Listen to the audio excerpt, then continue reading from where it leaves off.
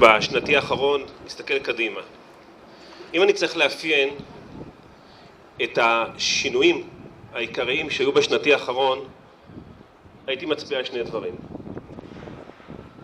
הראשון, זו תופעה שהיא לאו דווקא חיובית, שאנחנו רואים שבאיזשהו מקום שוק ההון הישראלי נסגר להנפקות אקוויטי, ואז אנחנו רואים חברות מאוד גדולות, כמו חיל, כמו קנון, כמו אדמה, כמו שטראוס, מוצאים את עצמם ומחפשים אלטרנטיבות אחרות ומוצאים אותם מעבר לים.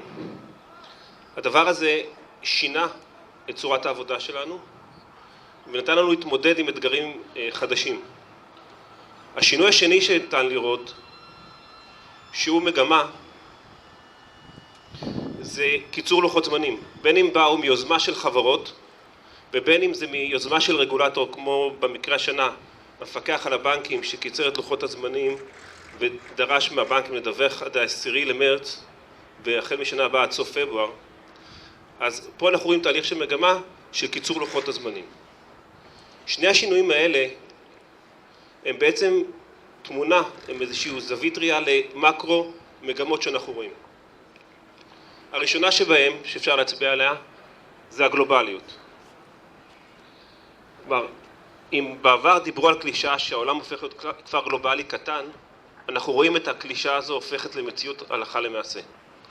ההנפקות בחו"ל, התנועות של הון, התנועות של חברות, הצמיחה, הדברים האלה מיושמים הלכה למעשה בשטח, ואנחנו רואים את זה היום יותר מתמיד. המגמה השנייה שיותר קשורה בענף שלנו, שאנחנו רואים את צרכני הדוחות הכספיים דורשים מידע יותר איכותי בפחות זמן. ושיהיה ברור לכולנו, הדרישה הזו רק תלך ותתרחב. ירצו יותר מידע יותר איכותי בפחות זמן. האלמנט השני, רוצים גם מידע יותר אמין בפחות כסף. ואת המגמות האלה, המקרו מגמות האלה שחולפות על הענף שלנו, אנחנו רואים אותן הולכות ומיושמות הלכה למעשה, ואנחנו רואים אותן חזק מאוד בשנתי האחרון. אז מה זה דורש מאיתנו? קודם כל ברמה הישירה שאנחנו מסתכלים, אז זה דורש מאיתנו להאחז ולדבוק במתודולוגיות עבודה ש-KPMG מביאה לקראתנו. בסך הכל יושבים אנשים בצורה מסודרת, הם רואים את המגמות האלה, והם בונים כלים מתודולוגיים שמתמודדים בדיוק עם הדברים האלה.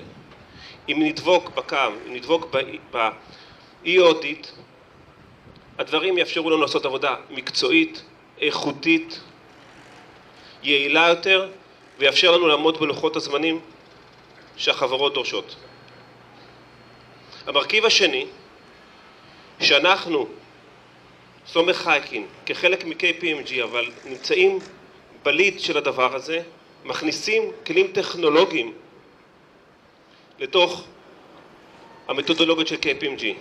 אנחנו עובדים בשיתוף פעולה עם KPMG ארצות הברית, גרמניה ואנגליה, להכניס פנימה כלים שנקראים EAT, CAP, והם יהפכו חלק מתוך המתודולוגיה של העבודה השוטפת. הכנסת הכלים הטכנולוגיים שוב מטרתם לתת מענה למקרו מגמות, לקיצור לוחות הזמנים, לצורך בהתמודדות עם לחץ על שכר טרחה, והרצון והצורך להביא עבודה יותר איכותית עם דוחות כספיים יותר אמינים.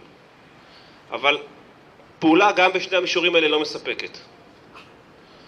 היא קודם כל, מה שאנחנו נדרשים זה ללכת לערכים שלנו, ללכת למטרת העל שלנו ולהיזכר מהי. להיזכר שיש לנו תפקיד, לנו סומך חייקין, יש לנו תפקיד מאוד קריטי בשוק ההון הישראלי.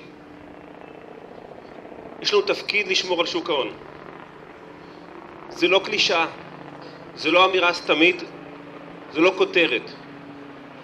זה עבודה מאוד מאוד מאוד קשה. זה אחריות אדירה.